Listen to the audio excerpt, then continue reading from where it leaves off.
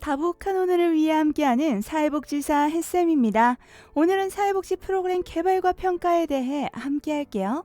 저는 이 과목을 정말 많이 배웠는데 사회복지사 자격에도 필요했지만 청소년 지도사 자격에도 필요했고 영유아 관련 자격을 이수하면서도 배웠고 이렇게 끊임없이 배우고 있는 과목이기도 합니다.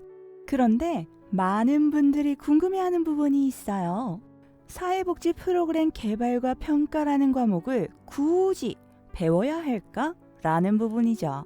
사회복지사 자격은 사회복지사업법 기준에 따라 사회복지학 개론, 법제 실천론, 실천기술론, 정책론, 조사론, 행정론, 인행사, 지역복지, 현장실습까지 이렇게 10과목을 필수로 이수하게 되는데 선택 과목은 27개 과목 중에 7가지를 선택해서 듣는 것이다 보니 어떤 것을 이수해야 하나 고민하는 분들이 많아요.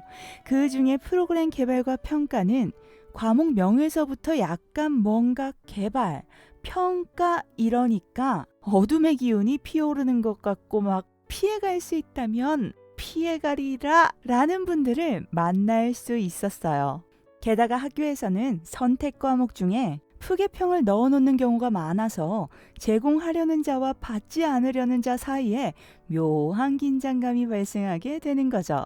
가장 많이 묻는 질문, 취업을 할 때 이수 과목을 보는 기관이 맞나요? 라는 질문에 제 기준에는 많지는 않았어요. 하지만 불이익을 주는 기관도 있다고 해요.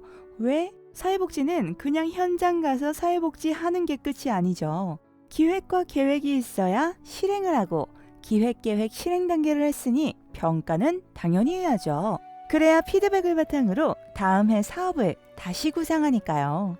그래서 취업의 관문에서 불이익을 받지 않고 잘 통과했다고 하더라도 그 과목을 배우지 않아서 프로포절이 뭔지 몰라. 양식을 어디 가서 받는지 어떻게 공부하는지도 몰라. 계획안을 봤는데 그 틀도 생판 처음 봐. 이 칸에 무슨 내용을 넣어야 하는지도 몰라. 그러면 이제 남들은 기본적으로 알고 있는 정말 기본 중에 기본인 사항들조차 모르고 현장에 투입되는 상황이 되는 거죠. 회사는 배우러 가는 곳이 아니라 이익을 내러 가는 곳이다 보니 학교에서처럼 잘 모르면 어디 가서 다운받아라, 뭘 보고 참조하고 어떤 내용을 넣으면 된다, 평가를 왜 하는 거고 이런 평가를 해야 한다, 이런 설명을 기대하기 많이 어려운 거죠. 그래서 가장 힘든 것은 본인일 거예요. 모든 활동은 기획과 계획을 기반으로 해요. 계획은 계획안을 내야 하죠. 그때 가서 돌파해 가겠다 한다면 상관없어요. 하지만 그렇지 않다면 선택해서 배울 수 있을 때 한번 경험해 보는 것도 나쁘지는 않다. 그리고 의외로 점수 받기도 어렵지 않다. 프로그램 개발과 평가를 너무 두렵게 생각하지 말아요. 사실 겪어보면 운전하고 같을 수 있어요. 지금은 자차를 몰고 바람도 쐬러 가는 일상이 되었지만 운전면허 처음 딴 제게는 운전대 잡는 게 용기였어요. 게다가 주변에서 차 들고 뛰어와도 그것보단 빠르겠다고 했었어요. 차가 접히면 들고 뛰어왔을 텐데 하고 진심으로 아쉬워했죠. 진심 그때는 차 들고 뛰고 싶었거든요. 그런데 운전이 점점 숙달이 되니까 이제는 걷는 것보다 편해졌어요. 프로그램 개발과 평가가 그래요.